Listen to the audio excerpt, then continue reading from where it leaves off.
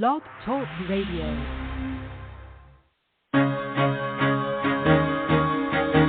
Carol the Coach. Sex, love, and relationships. We talk about it here. Carol the Coach. Compassion with contemporary relevance. I am a psychotherapist. I can be your personal life coach, and I can help you with your issues. There are no problems too small or too big. You can talk about anything. Speaker, columnist, radio TV host, and commentator. Carol the Coach brings messages of wellness and empowerment within reach of everyday people every day. Almost 5 years ago, I lost my soulmate in an accident. He was killed in a plane crash. Life just, for me, has seemed to stop. There are groups all over the city. I teach one. It is a specific way to start thinking so that you shift how you see the world, which then shifts your energy, and then you feel better and you actually see things differently. Carol the Coach. Always available, too, at carolthecoach.com. Now, I've got Russell on the line. I'm 47 years old. I'm a truck driver. I'm married. I have a wife in San Francisco. Okay. I haven't been home in 6 months. My thing is, I don't know if I have a sex addiction or what the problem is. Why do I want what I can't have? And as soon as I can have it, I don't want it anymore. You're right on target when you say, I don't know if I have a sexual addiction. Well, guess what? Yes, you do. And you know what? That's my specialty, Russell. So you're at the right place. Continue. I meet women online, and I'm in a different part of the country. I travel all 48 states, so I love sex. I hear self-esteem issues. You never felt good enough, and you didn't feel like you were getting what you should have then, and you're reenacting that now. Do you want to change that about yourself? You get what you need. Right. That is the million-dollar question. Do you want to change? And, I was just explaining to a couple right before I got on to do the podcast that I was taught that, in essence, if you have one person in a relationship that wants to change, it will change everything. And so I am super excited to be able to talk to couples about how you might want to change. Now, you know that I have that workshop coming up in October. Go to Sex Help with Carol the Coach if you want to check out that 7-hour workshop on helping each other heal. It is so important to be able to do that. Why? Well, because one of the things that I absolutely know is that we help people to change. And I can't say that enough. That is what we're in the business for. And in this specialized niche of sex addiction, compulsive problematic sexual behavior, partner betrayal, we're here to make a difference and to help you heal. So whether you're in a relationship or you're out of a relationship, it's all about you. And that's why I went and became a CSAT, so that I would have the utmost knowledge about sexual addiction in and of itself. CSAT stands for Certified Sex Addiction Therapist. And then I started working with partners, and I realized, whoa, I don't know nearly enough about partner betrayal and trauma and how to help the partner. As a result, I got my APSATS training.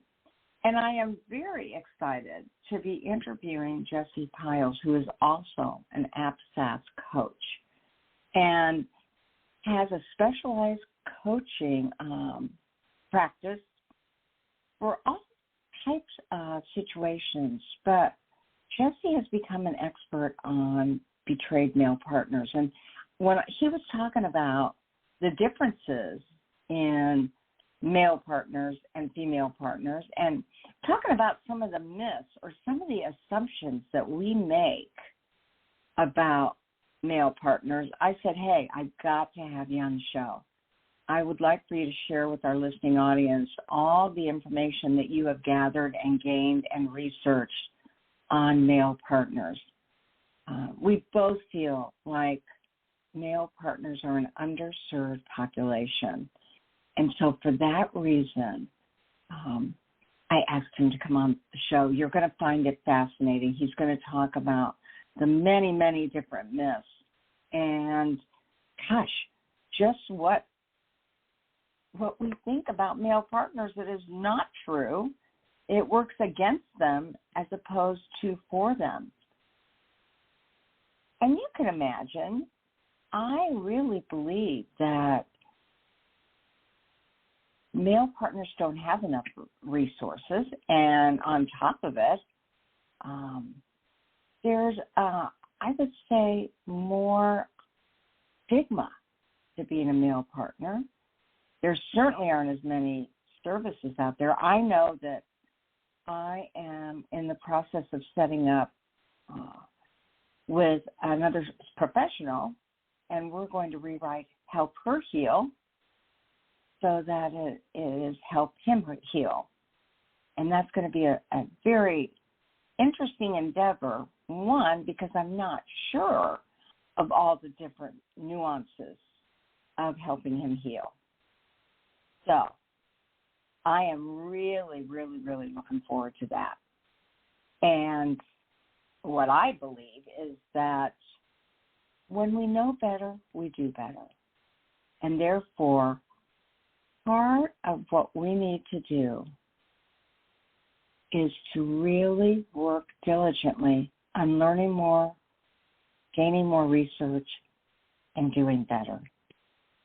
All right, so now I am going to be introducing Jesse and want to find out all about his practice and also, why he decided to go to ACSAT, what made him decide to be a coach, and how he fell on this work. In some ways he says, hey, it found him, and isn't that the truth? One of the things I said as a practitioner, a psychotherapist, I will never work with couples. I don't like working with couples. It's too conflictual. Now what am I doing? I am working with the highest level of in the world, and that, of course, is partner betrayal. So, Jesse, welcome to Sex Help with Carol the Coach. I am so excited to have you on the show. Tell us a little bit about yourself. How did you get into this business? Well, I have backgrounds in social science, humanities, qualitative research, human behavior. I'm particularly drawn to researching instinctual human characteristics, cognitive understandings and behaviors, societal norms, and the complex intersections and conflicts of these. Beginning a number of years ago when I was a working professional, I noticed that a number of male colleagues and acquaintances, when I would speak with them, I guess I would speak as the humanist I am, and a number of them would begin to disclose that they had experienced betrayal in their lives. And it kind of caught my attention, and, you know, the more I talked with men over a course of more years, the more it became obvious that male experiences with infidelity are more common than might be expected, than might be acknowledged, and that men are hurting and there are minimal resources available to support them. So I took an interest in that, and I began reading and listening to a lot of different sources on attachment, commitment, betrayal, trauma. And some of those names would be Stan Tatkin, Lee Bauckham, Bessel van der Kolk, Rob Weiss, the Gottmans, Omar Minwala, Patrick and Stephanie Carnes, Esther Perel, Linda McDonald, and many others. Just to kind of understand where all this comes in, you know, where it fits and what is out there, what's available for men. Well, and I know your style, and I know that, you know, you are really good at making people feel at ease. And so I believe certainly with this population, we have to help men feel at ease with sharing their story, that there is no weakness, there is no stigma to this having happened to them. And so I'm so glad you're willing to speak about betrayal today. Hey, would you about some definitional terms that kind of help frame male experiences with intimate betrayal? Yeah, I think there's a couple that are really critical. One is commitment. And I think we can describe commitment as the context in which our cognitive brain understands attachment and bonding. Mm-hmm. And commitment matters in primary relationships tremendously. It's a guidepost. And there are a whole lot of committed men in the world who have been betrayed, and I think it's important to acknowledge that commitment on the part of men. And then another concept is love.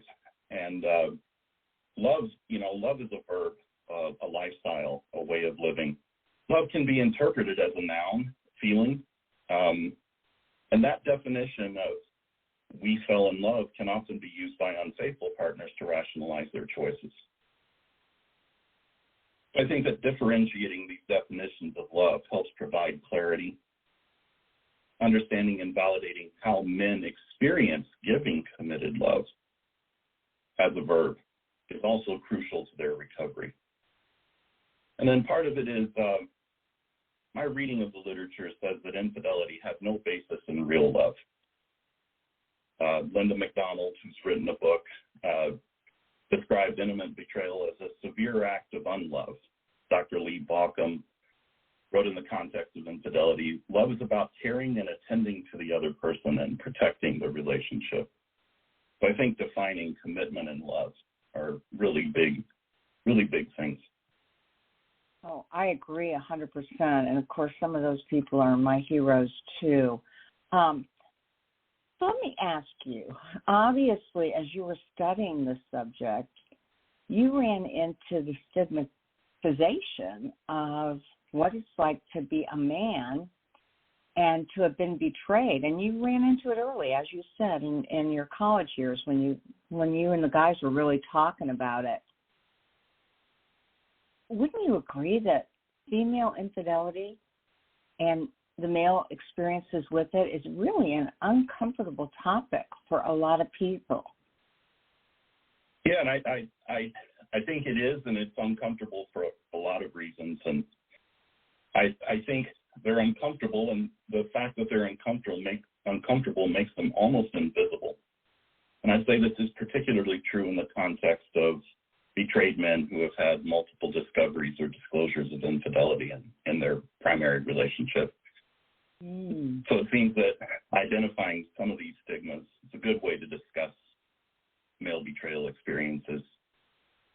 Another reason that it's an uncomfortable topic is that discussing male infidelity tends to invite discussions of two related themes, which is female infidelity in of itself and the reasons for it, and then the comparison of male experiences with female experiences. And in my research, I would say neither theme is particularly helpful when discussing male experiences.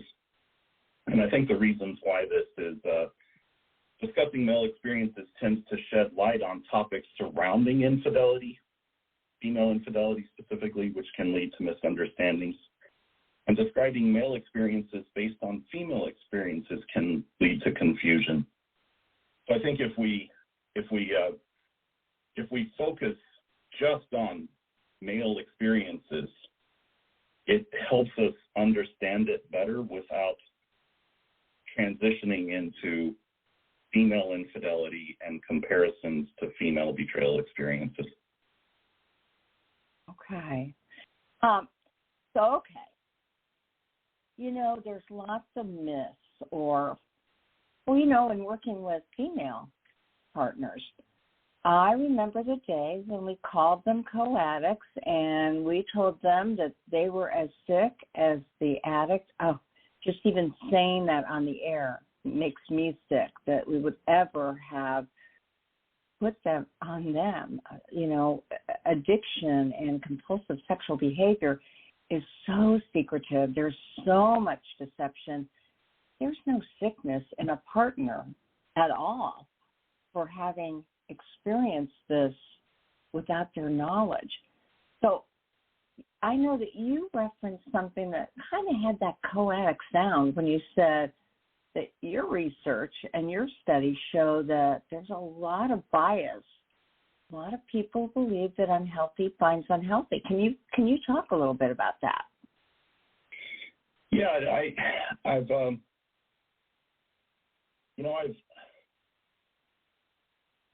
I know that sounds very similar to co-addiction, but I think it seems to run even deeper, and I have only heard it in recent years in the context of betrayed men.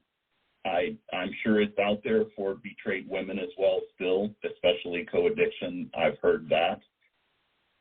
But unhealthy finds unhealthy in the context of betrayed men. It kind of suggests that something is wrong fundamentally with a man who committed to a woman who eventually betrays him. Right. And one flaw with this line of reasoning that seems pretty obvious is that it reads events backwards. It reads history backwards, right? Mm-hmm. And specifically, I believe that, choosing to be unfaithful, that's a choice, right? You have to break through a whole bunch of value systems and barriers to do that.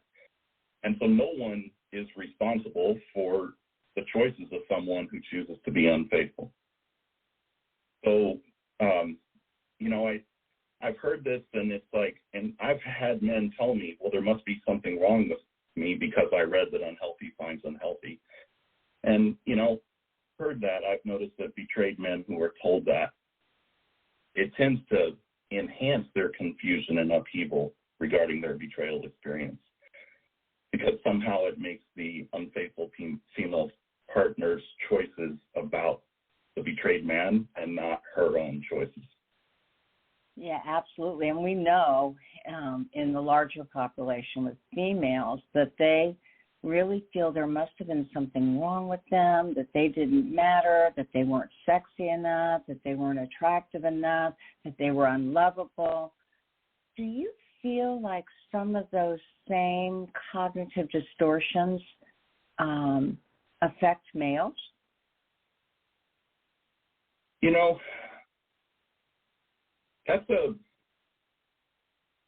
It's an interesting concept. The men I've spoken with have all acknowledged that it affects them to an extent. And I've actually asked a number of men to put a percentage on how the comparisons or determining that something may be wrong with them because of their female partner's decisions. And the answer I've consistently gotten is somewhere between 1% and 5%. Okay. They don't, now, have I ever conducted, detailed research on that topic? No, I've just noticed that the comparison itself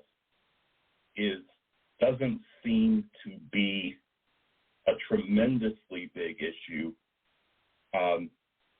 except for three things, which is the concept of unfaithful partners typically affairing down. We hear that a lot in the context of betrayal. But I think what we come across when we speak with men is that it may not be true that women who choose to be unfaithful affair down consistently. So the comparisons tend to come up on male affair partners' social statuses, their physical appearance, specifically, that they have broad shoulders and, muscular. And then the other one is like big, gregarious personalities. And so those tend to be the topics of comparison. But like, again, I said, I've asked a number of men to put a number on the percentage of the betrayal experience, the upheaval. And the number is consistently 1% to 5% of the experiences based on comparison. Okay. Interesting. Well, I hope you're keeping track of all of this. Because, again, men have been, a lot of male partners that I've talked to, they get a lot of innuendos of just get over it, Just get over it. Be a man. Stand tall. You can get through this. Get over it. What do you think about that kind of statement spoken to a man who's experienced betrayal and probably trauma? Yes, and a helping professional say that to me outright in a conversation on this topic.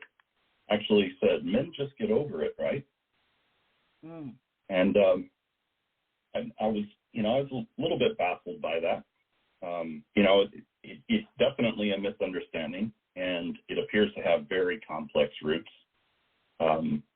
Seems to be that maybe one of the reasons for it is that, the men I've talked to are definitely not immune to the pain of betrayal. But some men seem to be inclined to just bury the pain as deeply as they can, right? Because they don't know what to do with it, right? They just don't know what to do with it. So just bury it. There's nothing you can do with it, Another one that seems to be a reason for that concept, that I've discussed this topic with men as well, and they seem to constantly identify fearing coming forward asking for help because they're concerned that their experience may be misunderstood, and what they have read about betrayal tends to be centered on female experiences, and it doesn't really land with them, but they're afraid to speak their own experiences for fear of being misunderstood.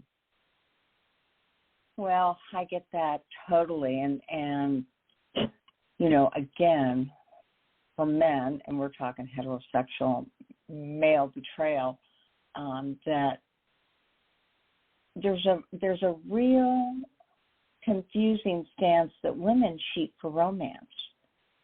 And yet for a lot of men, they don't even know really what romance is. Can you talk to that a little bit?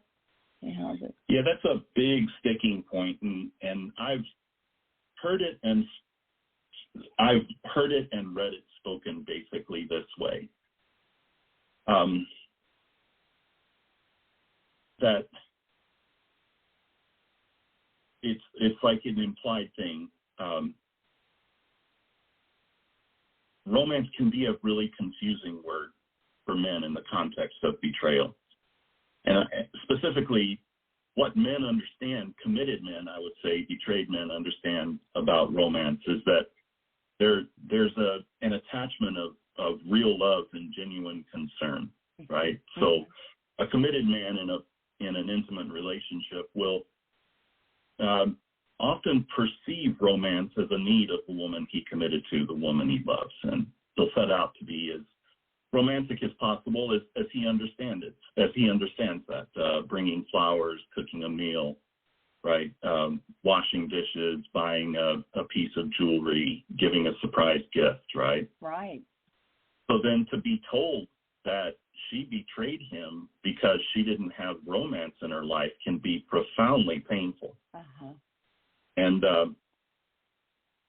it suggests to the man that he wasn't meeting her romantic needs when he was doing everything he knew that he could do, reading books reading, how to support your female partner, take out to dinner, special getaways, things like that, right? Mm-hmm. And it also seems to connote, I've heard some men comment that if you tell me that my wife cheated for romance, then you're somehow giving something that sounds like a partial excuse, like cheating for romance is partially excusable. And I find that pretty difficult. I have kind of an alternative view on the way this has been described to me. Is kind of like in the context of betrayal, romance is kind of a nice word for excitement, And primary relationships can be exciting at times, but really they're about dependability and steadiness. And so that romance word coming from the male perspective, it's like that's a hard thing for a betrayed man to be told. Well, I get that. And if you exchange it with the word excitement, that fits the arousal template of what happens to men when they betray women. It's really about looking for something novel, something new, something exciting, something taboo. And I do suspect that women cheat for some of those same reasons. Whether they're having a midlife crisis, whether they've got a lot of responsibility and they just want to feel something they haven't felt in a while. No excuses, because once in a committed relationship, you figure out how to get your needs met in healthy ways, and also how to get them met from your husband. You said a phrase just a while ago, and it was a phrase that I have heard in this field, and yet I wanted our listening audience to really understand a fair up. We hear, give her a hands up, give him a hands up, which to me obviously means that you take them when they're not feeling so good and you help them up and give them something they didn't have to feel better. And what you talk about with your research and with your anecdotes is unfaithful partners usually affair down. So can you talk a little bit about that? Yeah, we can talk about it. I've read it and heard it spoken in the context of helping a betrayed partner feel less bad about comparing themselves to the person that the unfaithful partner chose. Okay. And I've read on this. I've spoken with men about it, and most of the ones I've engaged with on various levels have said, my female partner affared up, which is to say she chose someone who made more money than he did or had higher social standing. She chose someone with a big, gregarious, congenial personality. Okay. Or she chose someone who had a more robust physical appearance than he did.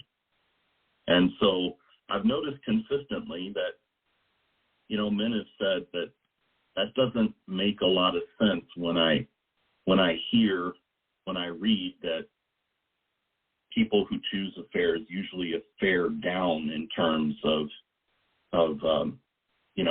personal qualities. And a number of men have said that hasn't been their personal experience. So it just seems to be worth noting that, at least in the context of male experiences with female betrayal, it might not be particularly true. Again, I think that's really an interesting idea. I was sitting here thinking about my experience in working with sex addicts, and other than the male that may go for a call girl or an escort who's glamorous and very expensive, the majority of my male sex addicts, they may see something that looks good on a website or in a magazine or on newsprint, but what they find is when they get there, wow, it's way different than advertised. And it's one of the things that helps them to say, I am never doing this again. And then the next thing they know, due to the compulsivity and obviously the addiction itself, they go back again and again and again, maybe not with the same person, but they get the same experience. So when I heard that affair up versus affair down, I thought that was a really interesting comparison that your clients have seemed to make. Now, remind everybody, because you obviously have this coaching practice, and you are an APSATS coach, and you are interested in male partner betrayal. You really do want male partners, to know that there are services for them. Your practice is on solid ground professional coaching, and you and I both know that APSATS has a directory. Is that the best way, Jesse, that they can get a hold of you? Anybody? It is. It's the best way to get a hold of me. I have my email address there. I have a statement of my approach to coaching men who have been betrayed. I have a phone number that can be called, and there's also access to the platform I use to book my coaching services. But that is where I offer my services, specifically relating to betrayed men. Mm-hmm. Now, one of the things I always say in working with heterosexual couples, where the male is the perpetrator or the offender or the betrayer, and the woman is the partner, I really encourage female sex addicts form their own groups and not intermix with male sex addicts for a variety of reasons. It can be very helpful to them to hear what males have to say and vice versa, but it's very triggering for partners. It actually can be triggering for both the male and female sex addicts. What resources are out there for betrayed male partners?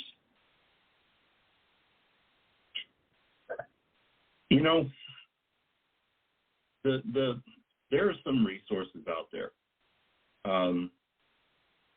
and I would say that without singling any of them out, I've spoken with a number of men about the resources that are available, and there are few. Consistently, it seems that they tend not to land with men. I've heard some people say they're minimally helpful or not helpful at all, which is why I don't want to call any of them out. I know that the material that I'm speaking of, it tends to encourage men in one way or another to take high-minded kind of approaches that they don't necessarily land.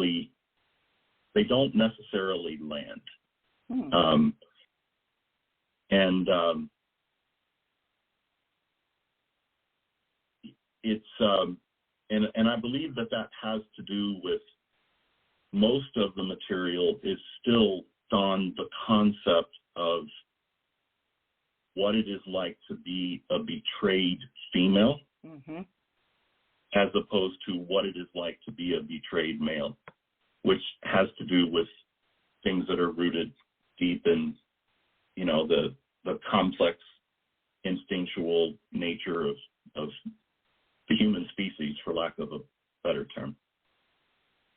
Okay, and so what I heard you saying when I asked what are the resources out there, you said they're out there, but I'm not necessarily going to recommend them because as of yet, you don't think they're probably a good fit. I can say that the two most gender-neutral resources that have been referred to me and that I have read are Linda McDonald has a book that the title is something to the effect of How to Help Your Spouse Heal from Your Affair. And, I was referred to that book, and as a gentleman told me it was helpful for him, and I read it, and I could see why. And then Dr. Lee Bauckham has a book that's like Recovering from the Affair, and he also writes very gender neutral, and that helps.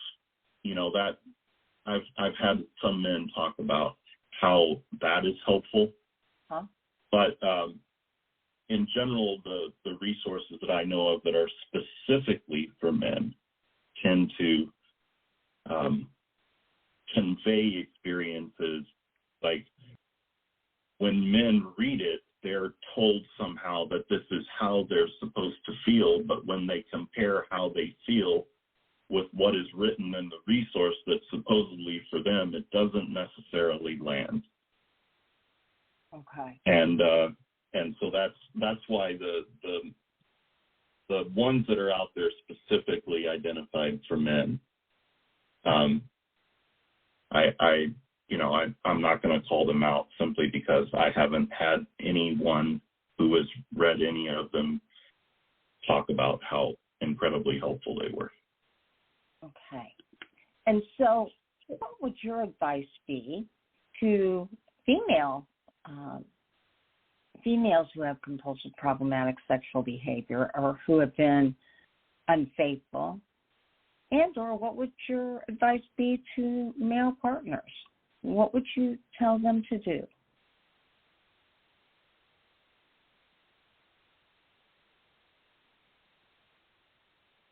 I would say that I think this has to be addressed position of the helping professionals creating resources that are specifically for men who've been betrayed that land with them, and resources specifically for women who have been unfaithful that land with them. I know I've read your books, and I know that you know that for a couple that chooses to recover from infidelity, that's a long haul thing, right? There's no magic solution. There's no silver bullet, if you will, right? It's a long haul thing. So I would say that in the terms of a lot more research and material that is really based on, one of our problems, I think, when we talk about helping betrayed men, we just don't know enough, right? And like it's a fairly small sample size of men who are willing to come forward and talk about their experiences. So I would say that paying attention to their specifics, I've noticed that consistently the concepts that are conveyed in the material that is there for the general public that talk about betrayal trauma, they land with men on a human level, right? It is terrible to be betrayed.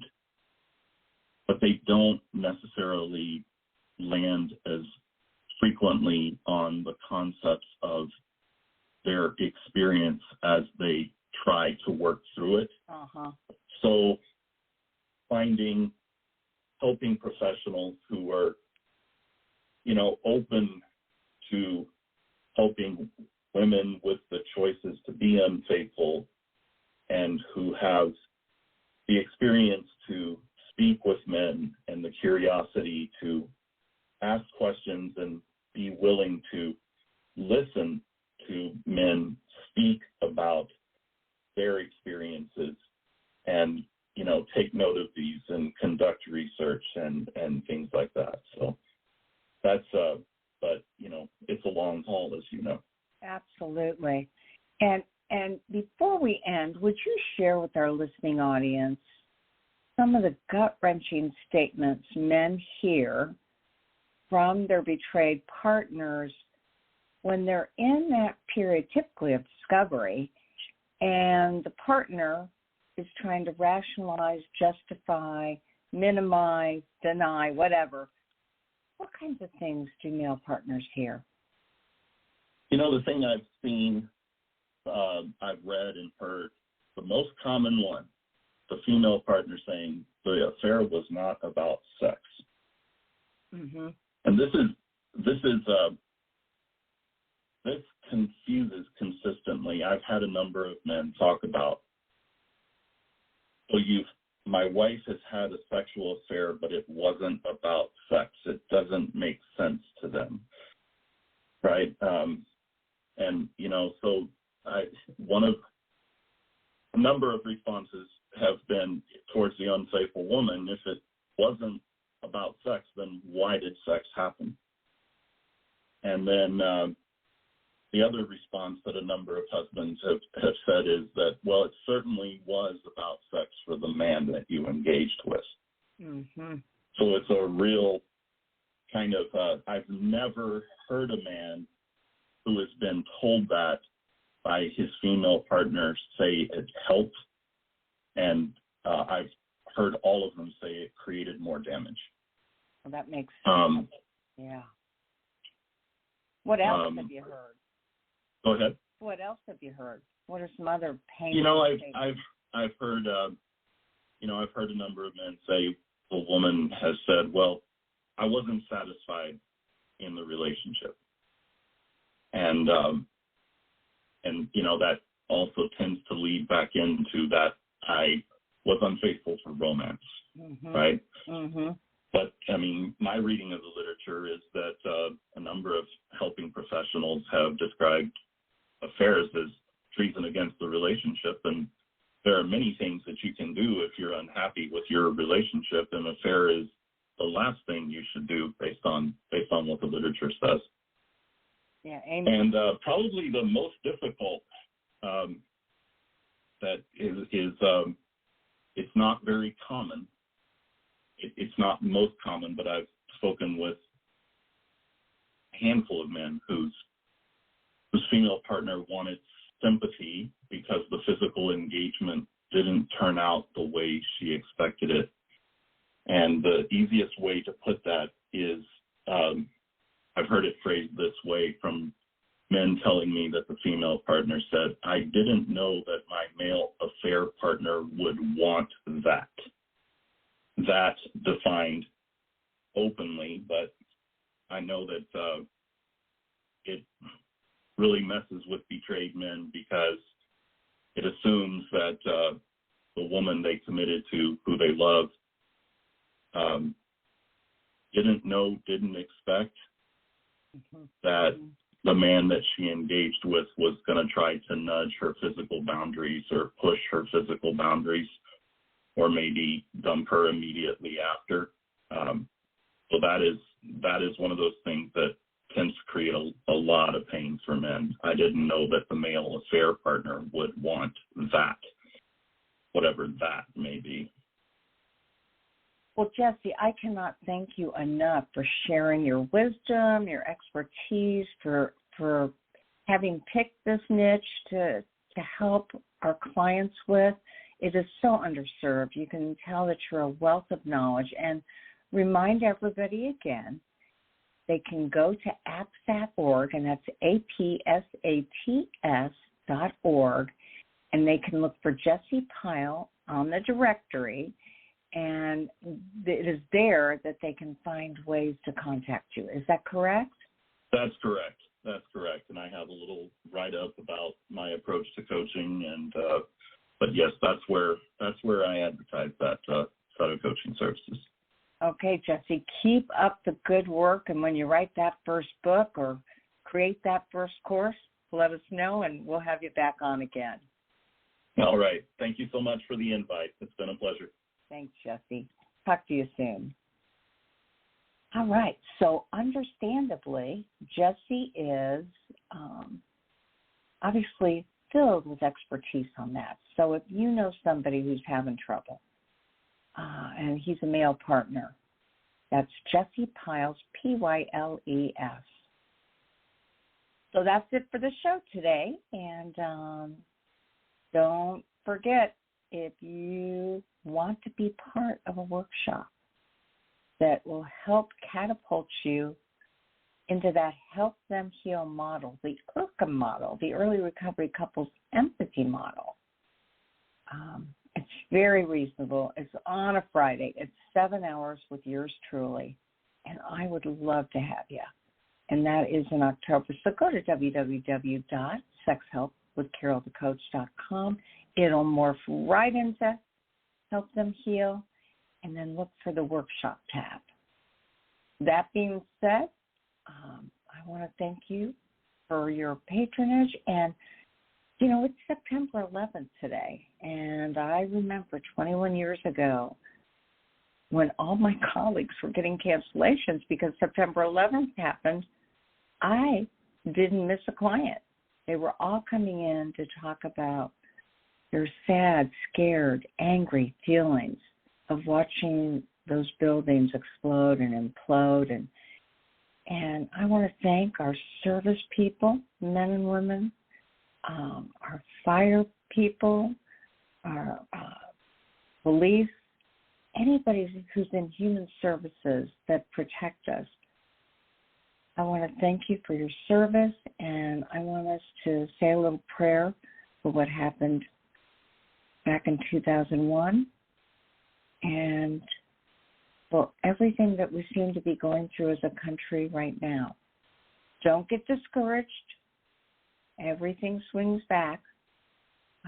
I think climate control or whatever this is will get better.